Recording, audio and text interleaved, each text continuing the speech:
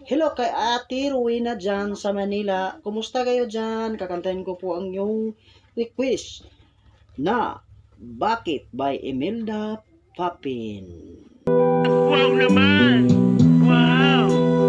Wow! Sulat sa puso, mahal kita.